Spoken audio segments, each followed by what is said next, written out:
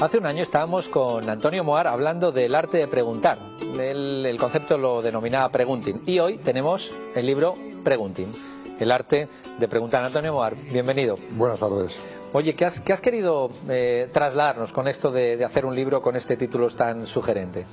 Pues la verdad es que te agradezco la pregunta porque me gustaría un poco explicar lo que el libro es y también lo que el libro no pretende. Este libro intenta impulsar un cambio de actitud en personas y en profesionales. Y tanto la versión personal como la versión profesional.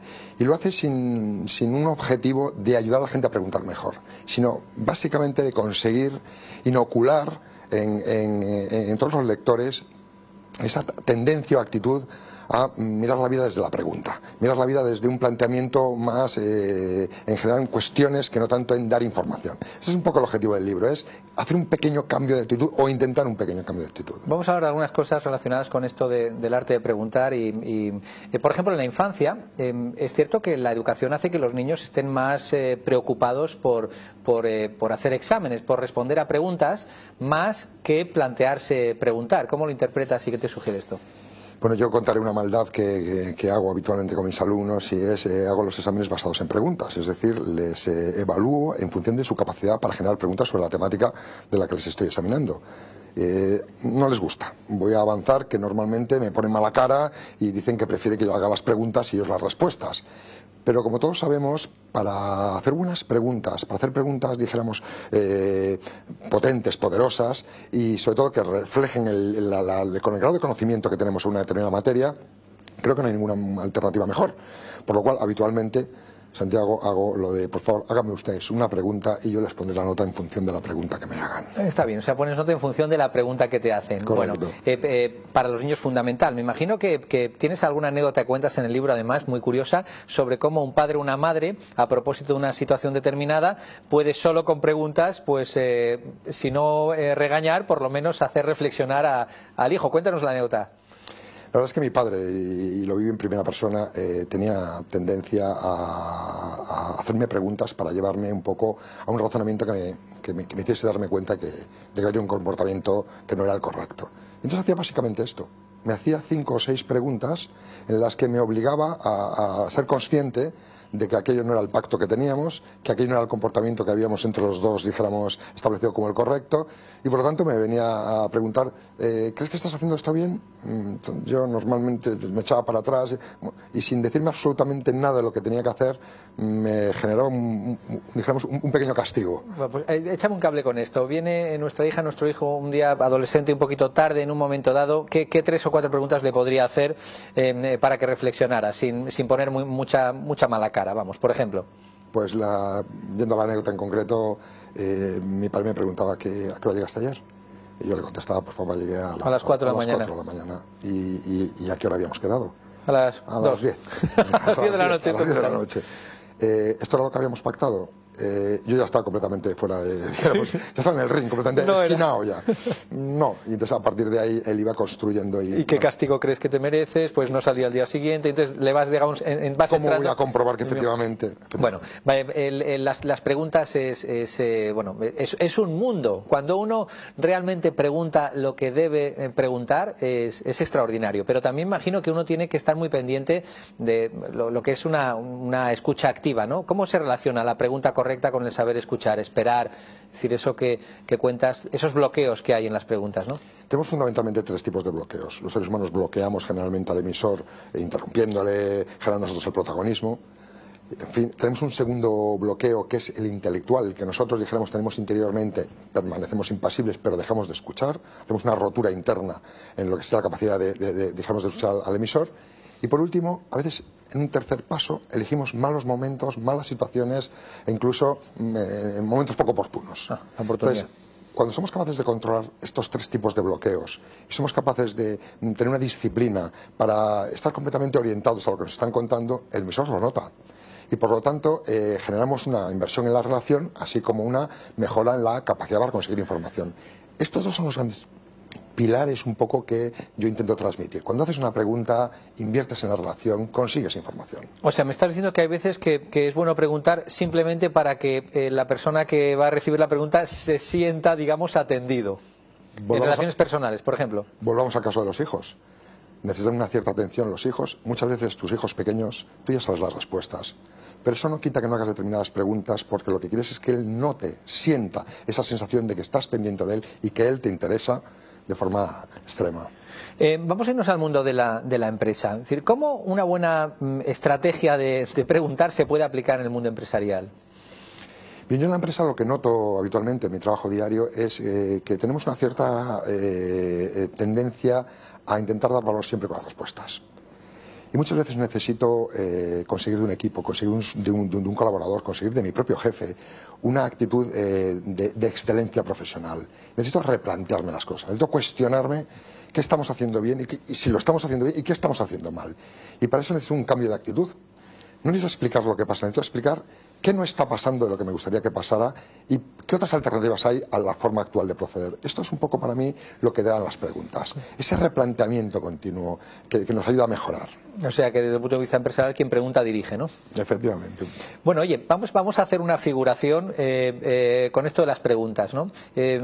¿Cuál sería la pregunta, la reina de las preguntas? O dicho de otra forma, tienes una anécdota muy curiosa que nos obliga a recapacitar sobre lo que es nuestra propia vida con una sola pregunta que nos podemos hacer a nosotros mismos. Explícanos un poquito esto.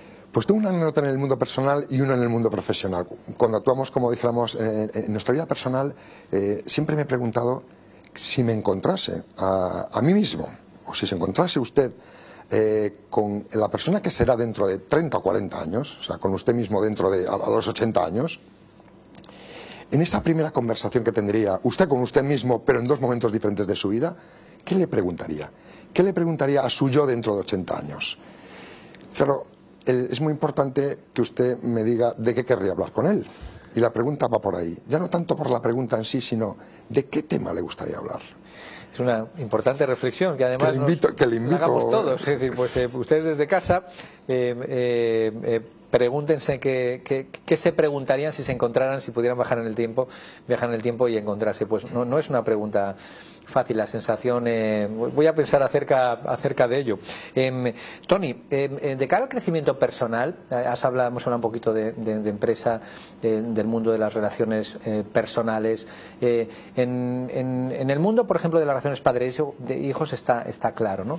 En el mundo de las relaciones de pareja, ¿te adentras un poquito en las preguntas, en el pregunting?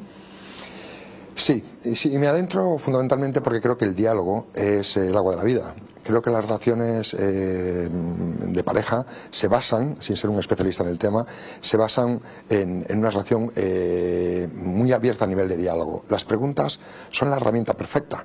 Muchas veces para saber exactamente lo que necesitas saber o incluso para mostrar ese interés del que hablábamos antes. Es decir, yo creo en el diálogo en la pareja, que es el que tú también comentas en tu libro, y que para mí está muy ayudado y muy facilitado por esa capacidad que vamos desarrollando para hacer las preguntas adecuadas en los momentos oportunos. Hay alguna anécdota muy curiosa de un presidente americano en relación a que muchas veces cuando se nos pregunta algo se nos exige o sí o no en la respuesta y a veces uno tiene que dejar que responda. Cuéntale la anécdota que es muy graciosa.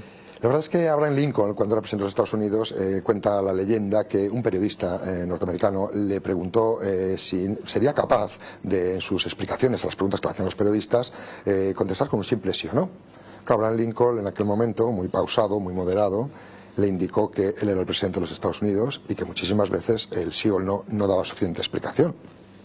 Entonces, como vio que el periodista seguía poniéndole una cara de esto no me convence, dijo, mire, le voy a ilustrar con un ejemplo. Déjeme que le haga yo como presidente una pregunta a usted, si me da usted el compromiso de que contestará simplemente sí o no sin explicar nada después.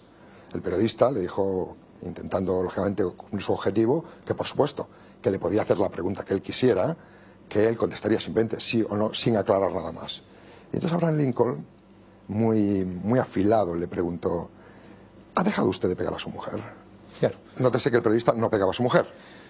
Claro, si contestaba que sí, era que la estaba pegando. Y si contestaba que no, es que seguía haciéndolo. Entonces el periodista se enrojeció Y dijo, no hace falta, a partir de ahora puede usted contestar con toda la información que necesite. Oye, ¿existe una técnica o algún ejercicio práctico que se pueda hacer desde casa para practicar el arte de preguntar? Porque, bueno, hemos contado anécdotas con los hijos, con familiares, es decir, ¿qué aconsejas? Porque imagino que esto es echarse y empezar a preguntar, pero con cierta gana de saber la respuesta, ¿no?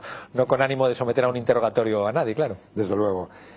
Santiago, yo la primera vez que hablamos tú y yo de este concepto del pregunting, quise ser muy explícito en este primer cambio de actitud. Y lo sigo siendo, quiero ser tenaz en el sentido de aprender a preguntar. Para mí es la segunda fase. Primero necesito cambiar de actitud, ver la vida desde el mundo, dijéramos, de las preguntas. Cuando me acerco a una persona con objeto de darle información, de relacionarme con ella, de mejorarla profesionalmente, intento siempre hacerlo desde la vía de la compartición, de compartir con ella. Y esto me lo da la pregunta. Cuando intento abrir una relación, hago exactamente lo mismo. Entonces, sí que es verdad que invito a los oyentes, a los telespectadores, a que de forma poco tímida intenten colocar las preguntas en su vida. Cuando entran en casa, cuando hablan con sus hijos, cuando hablan con su jefe, intenten plantear esa información que quieren dar, ese valor que quieren aportar desde una pregunta. Cuando empiezas a oír habitualmente la frase, oye, buena pregunta, empiezas a estar en la línea de trabajo. Sí. Tony, hay preguntas que no necesitan ser respondidas, ¿no? Absolutamente. Hay preguntas que se hacen y la propia pregunta creo que aclara perfectamente el objetivo que hay detrás. Y muchas veces también, para decirlo de alguna manera, el silencio es una respuesta. ¿Y podemos preguntar preguntas? Y podemos preguntar preguntas, efectivamente. De hecho, la pregunta relacionada con la anécdota que hablábamos antes de ¿usted qué le preguntaría a la persona que sería usted dentro de 80 años? Es una pregunta sobre una pregunta. Oye, la madre de todas las preguntas, ¿cuál es la pregunta que te resuelve todo o que te puede ayudar en una mayoría de las ocasiones a resolver problemas? Déjame que dijéramos que es una pregunta sensacional. No hay una pregunta yugular. Siguiendo a Arno Penzias, que es un premio Nobel de 1978 de física, que hablaba mucho de este concepto, a mí me gusta mucho, que es la pregunta yugular. Creo que en diferentes situaciones, en diferentes momentos de la vida, una pregunta puede pasar de ser crítica a ser una pregunta intrascendente. Entonces, no hay esa pregunta. Y vuelvo un poco a lo que comentaba anteriormente. Creo en esa actitud. En lo que confío es que este libro sirva para que, dijéramos, despertar en las personas un deseo de ser más preguntón y no tanto una persona con todas las respuestas. Tony, ¿te has echado de menos alguna pregunta en esta entrevista? Esta pregunta me encanta ya de por sí, porque fíjate que te orientas hacia mí y quieres un poco que yo pueda explicar aquí en esta entrevista cuáles son mis objetivos. A mí me encanta una frase que decía Albert Einstein, y el gran maestro, como siempre, tan criteriada, y es que si me dieran una hora para resolver un problema del que dependiese mi vida, gastaría 55 minutos en averiguar cuál es la pregunta correcta para ese problema. Porque una vez supiese la pregunta, tardaría, dice Einstein, 5 minutos en resolver el problema. Una buena respuesta. Ya lo saben ustedes. Pregunting de Antonio Moar. No se lo pierdan y pregunten. Gracias, Tony. Gracias.